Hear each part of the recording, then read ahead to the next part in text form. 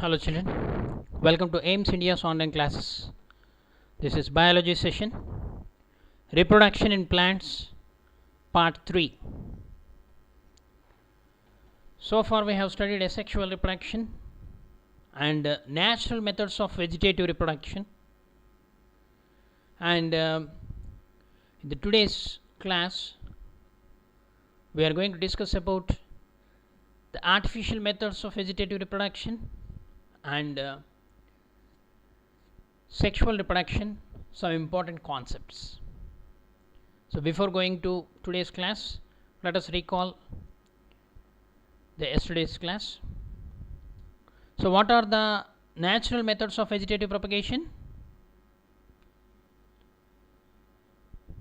The method of plant multiplication occurring naturally, in which a vegetative part of the plant detaches from the body of the mother plant and develops into a new plant is called the natural vegetative propagation. Can you give some examples? Yes, the propagation by roots, the propagation by stem, propagation by leaves.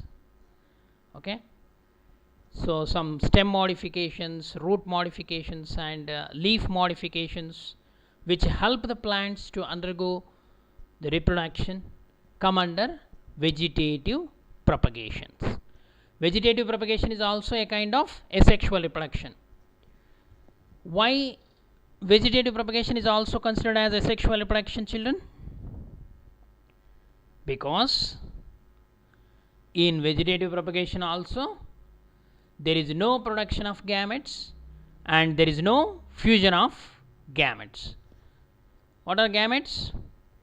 Reproductive cells. Okay. So let us proceed to today's class. Are you ready? Yeah. Okay.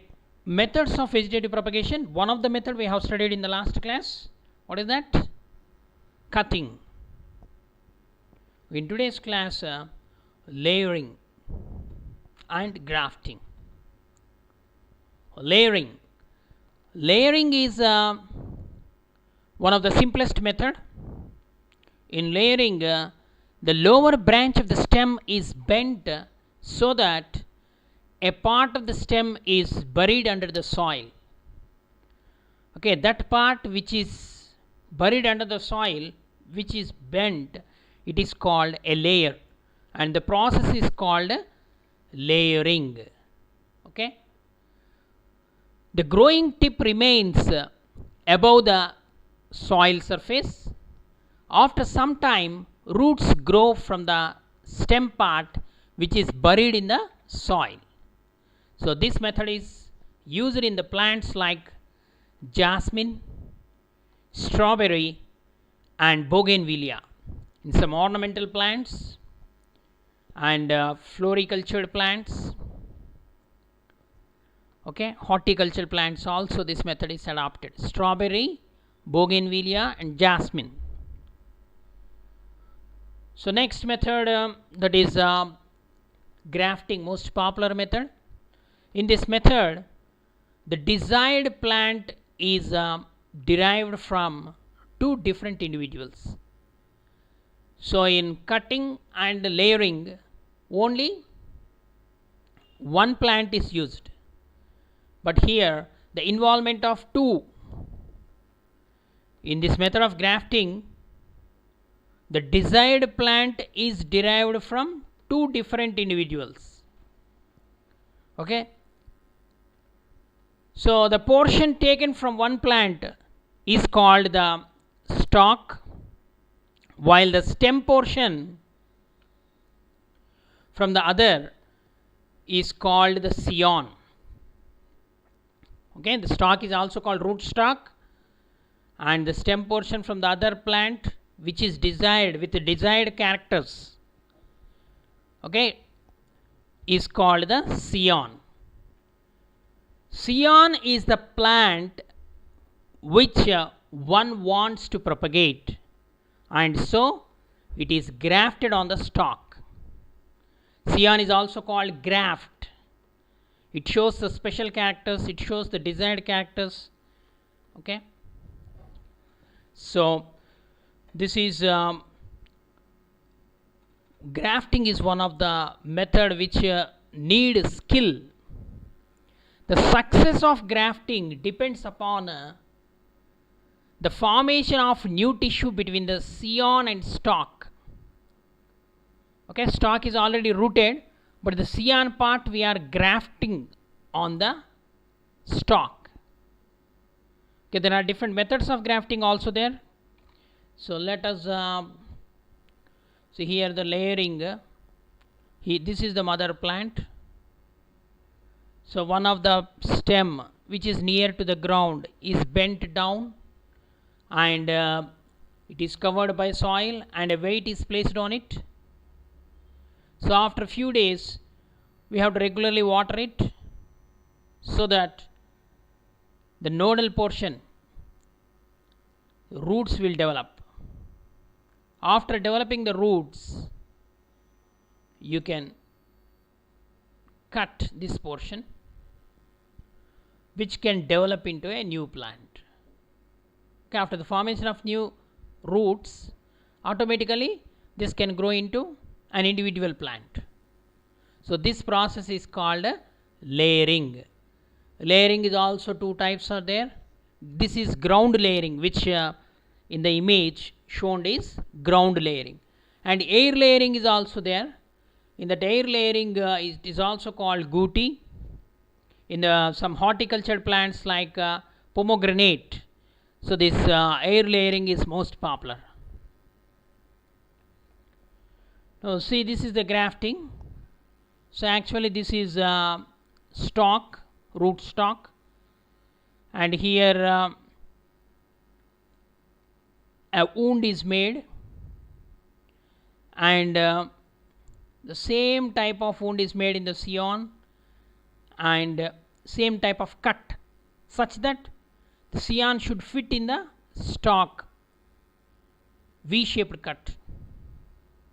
So like this. So after placing in the gap made in the stalk, the scion is inserted, and it is tightly tied with a polythene paper or a thread, such that there is no gap. So it should be tied firmly, so that both the tissues of scion and stalk fuse or touch each other. Okay, the success of this grafting, this kind of grafting is called side grafting. There are different methods of grafting are there, like bud grafting, okay, tongue grafting. So like that 3 or 4 types of grafting is in popular. So most of the horticulture plants, fruit yielding plants, citrus and mango plants can be propagated by means of this grafting. Even the floriculture plants like rose, different varieties of rose, okay, we can use this grafting method, but this grafting is not 100% successful unless it is trained people can do it. Whereas layering is very simple, and it can be done. Ground layering is 100% success, but the grafting requires skills, and some favorable conditions should be provided, such that the new tissue is formed between the scion and the stalk. Okay, so scion is the plant which one wants to propagate. Some plants, every plant we require some qualities. What are those qualities? They are called desired qualities, or desired traits, or desired characters. What are they? Less crop duration, more yield, disease resistance. Okay, so these are all the best characteristics we require.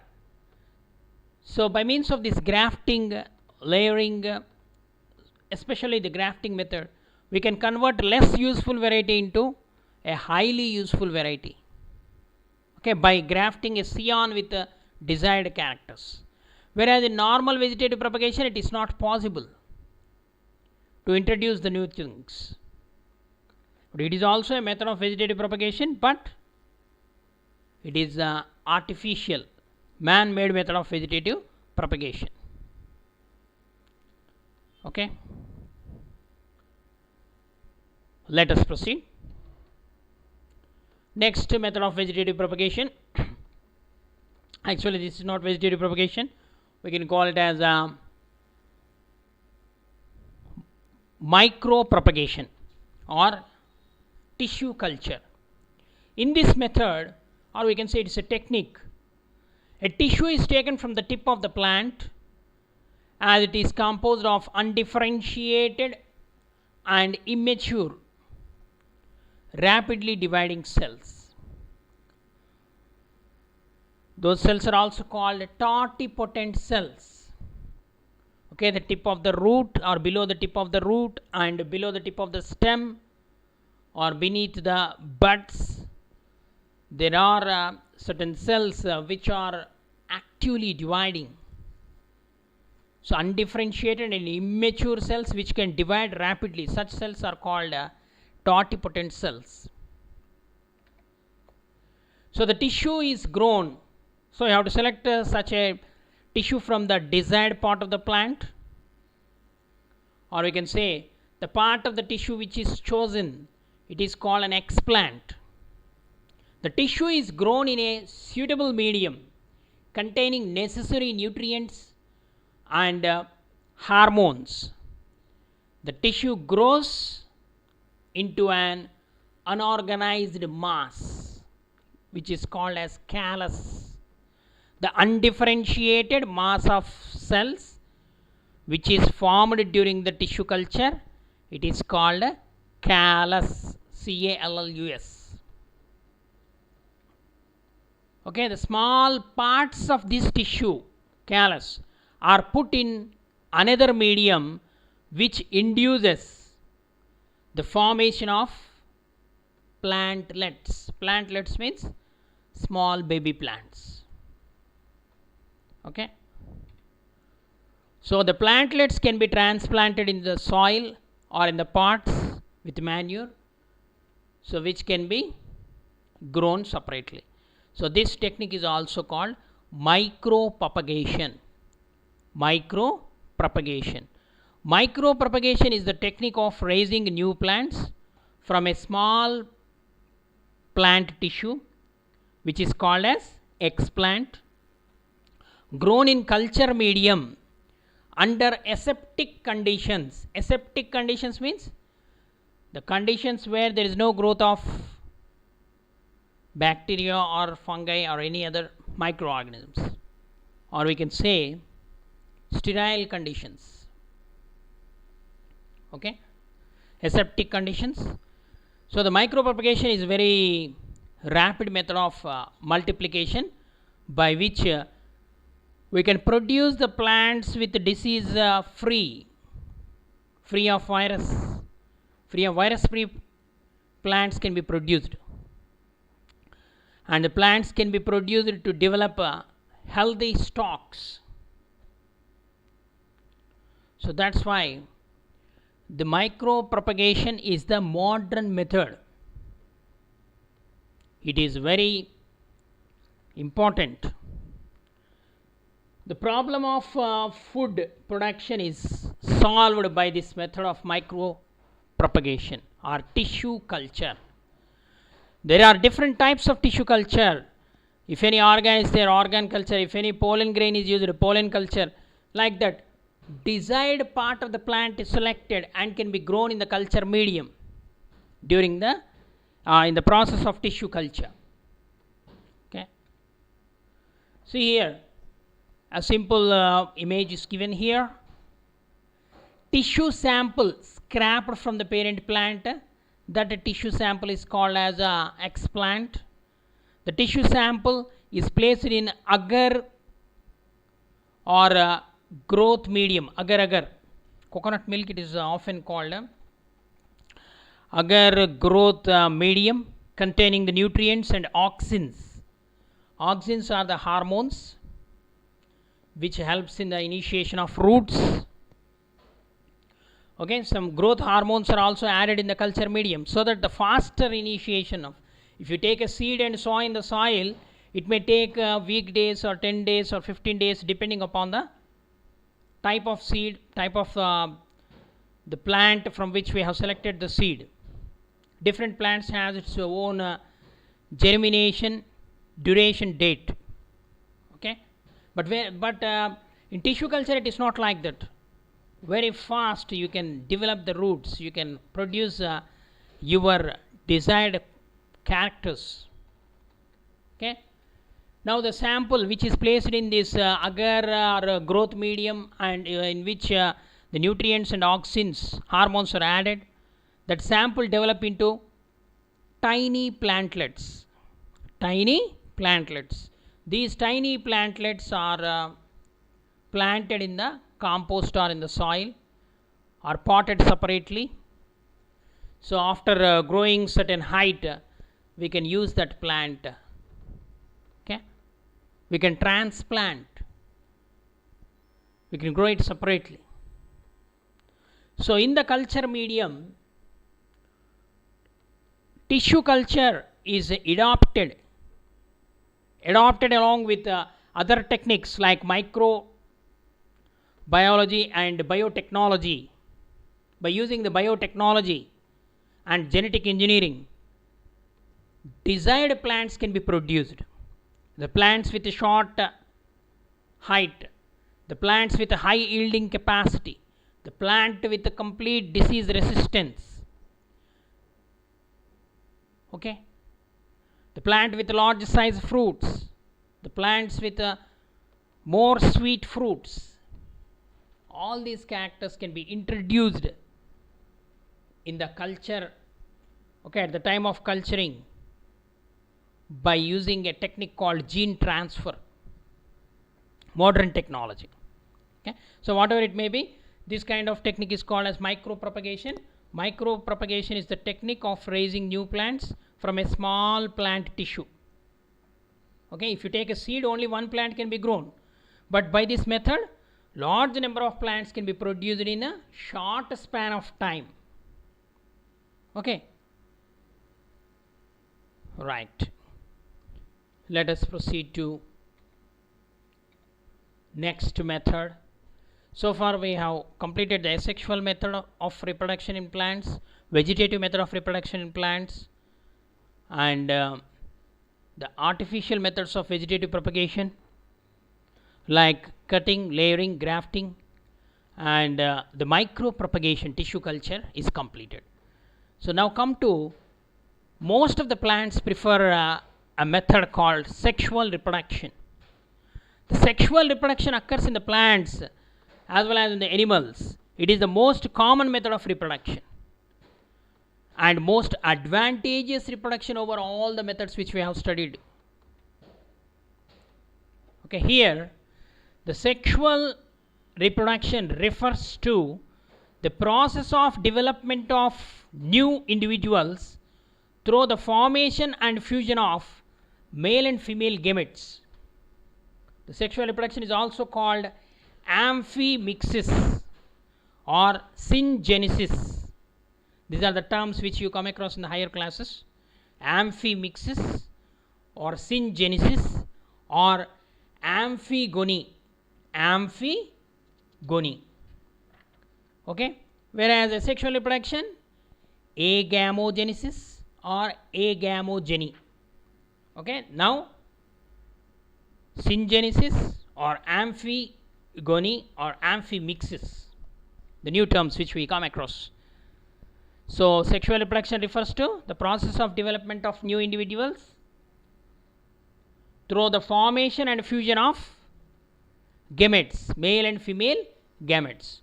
Here two parents are involved, male and female. One is male and the other one is female, are required for the sexual reproduction. The two types of reproductive cells called gametes are produced from the reproductive organs of the two parents, and the male parent produces the male gamete and the female parent produce the female gametes. A male gamete is usually small with a nucleus and a little cytoplasm. The female gamete is large with a nucleus and more cytoplasm than the male gamete. The fusion of these two gametes is called fertilization. Okay, the formation of gametes and fusion of gametes. Fusion of gametes is called fertilization. The product of fusion of two gametes, male and female, it is called zygote. Zygote is the product of fertilization. Okay. So in sexual reproduction, all the organisms grow. Actually what happens means, if you take in general, all the organisms grow to a certain maturity in their life before they start reproducing sexually, isn't it? The period of growth between their birth up to their reproductive maturity is called the juvenile phase, growing phase, juvenile phase. In plants, the period of growth between the seed germination up to initiation of flowering, it is called vegetative phase. Okay, listen carefully children, the terms which I am using. In plants, in animals we are calling it as juvenile phase, attaining the sexual maturity after certain age. In plants, the period of growth between seed germination up to initiation of flowering, it is called vegetative phase. The later part means after vegetative phase, when the organisms start reproducing sexually, it is called reproductive phase. Okay, after vegetative phase followed by reproductive phase. The juvenile phase is of variable duration in different organisms. Reproductive phase or juvenile phase, it is of variable duration in different organisms. Okay. Okay, let us proceed. How the sexual reproduction takes place in the plants. The male gamete in a flowering plant is a nucleus in the pollen grain. The male gamete in the plants is called as a pollen grain. In most animals, it is called a sperm. It is called the sperm. In plants, pollen grain.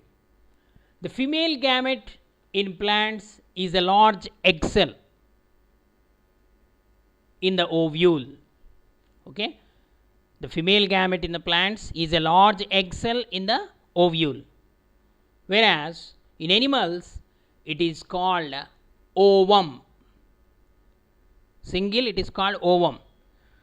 In most of the animals, large number of eggs may be produced in lower animals, ova. Okay.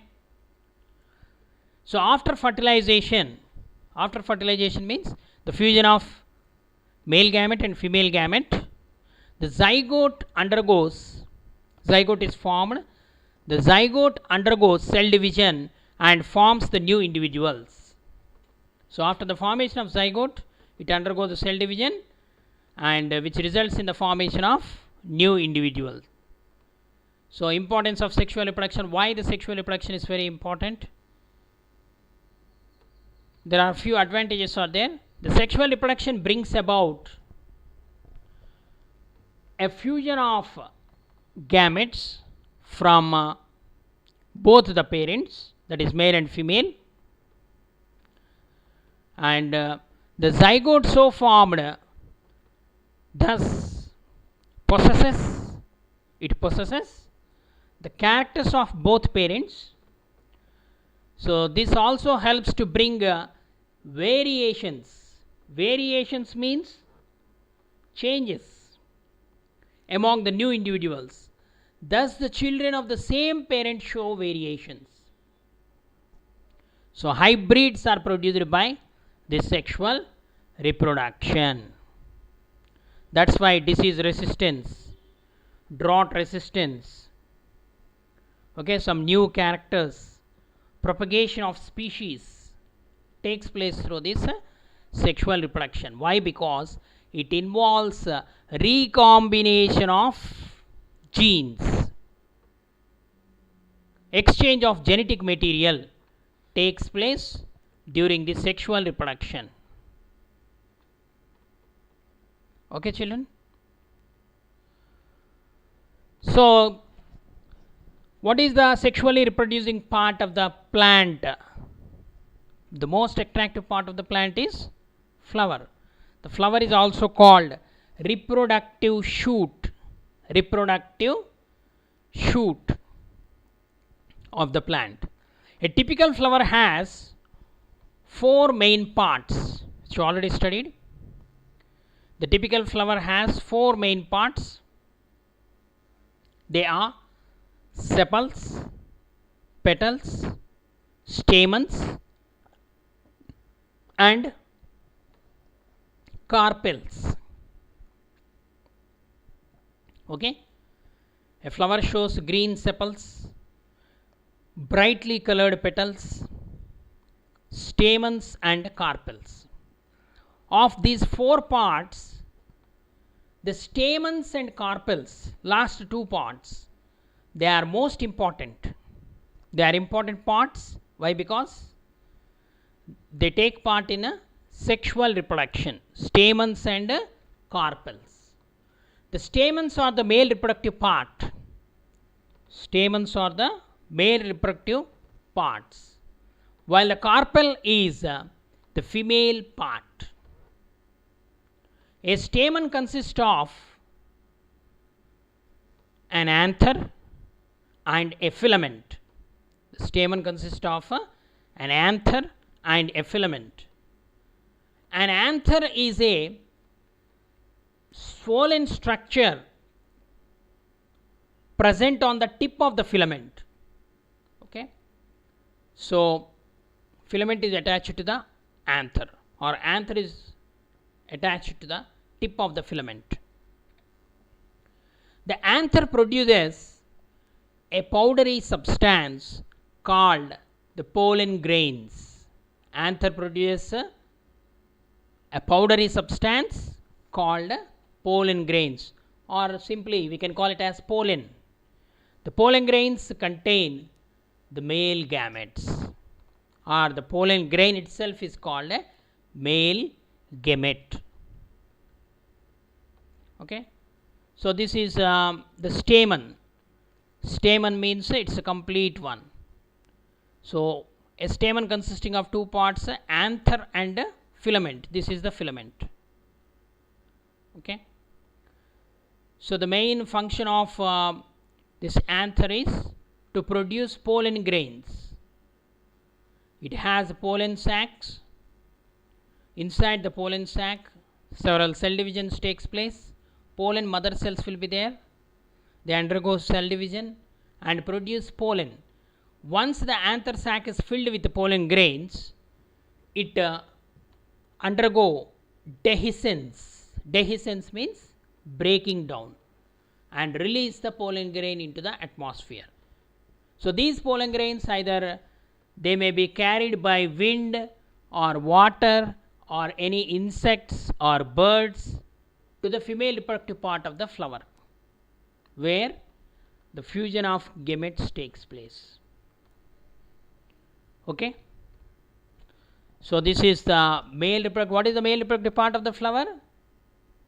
Stamens, or it is also called androecium. What is androecium means?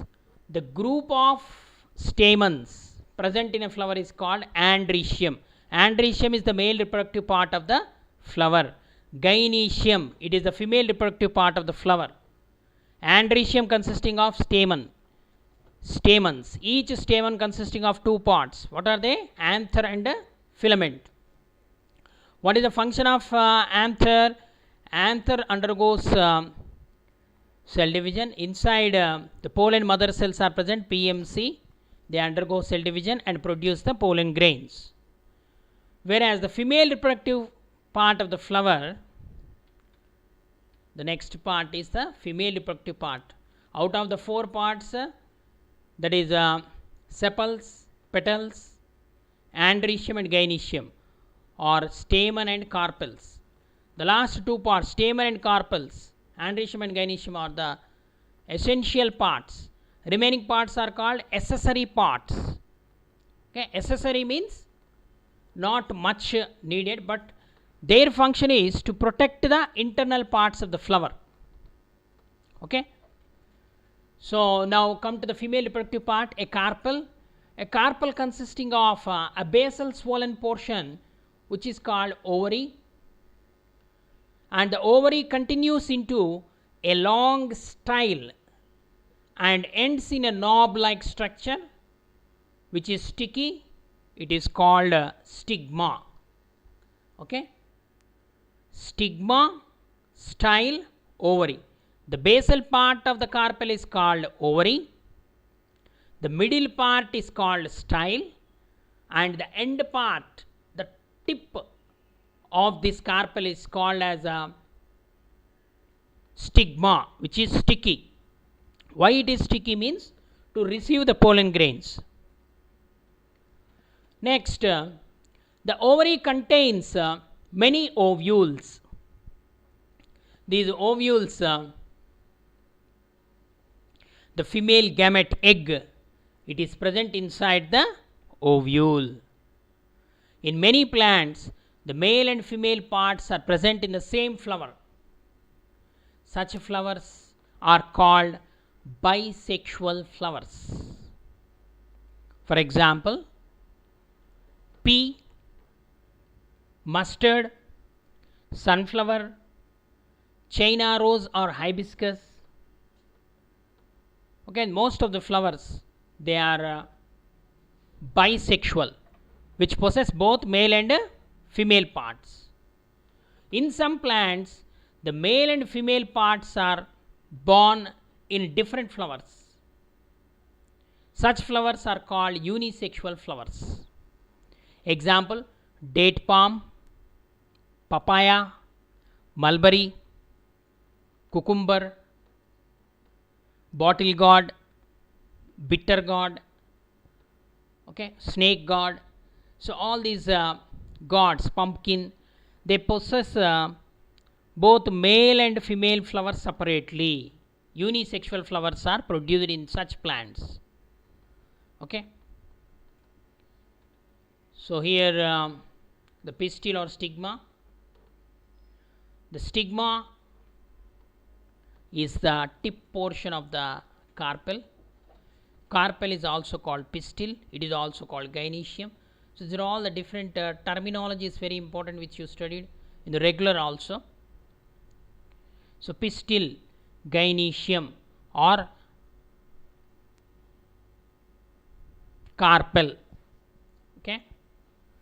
So it is divided into 3 main parts: stigma, style, ovary. Ovary is the female reproductive part. Okay, this is thalamus, stalk of the flower. Okay, on which ovary, and from here the male reproductive part. Bisexual flowers means the flowers with both male and female reproductive organs in a single flower.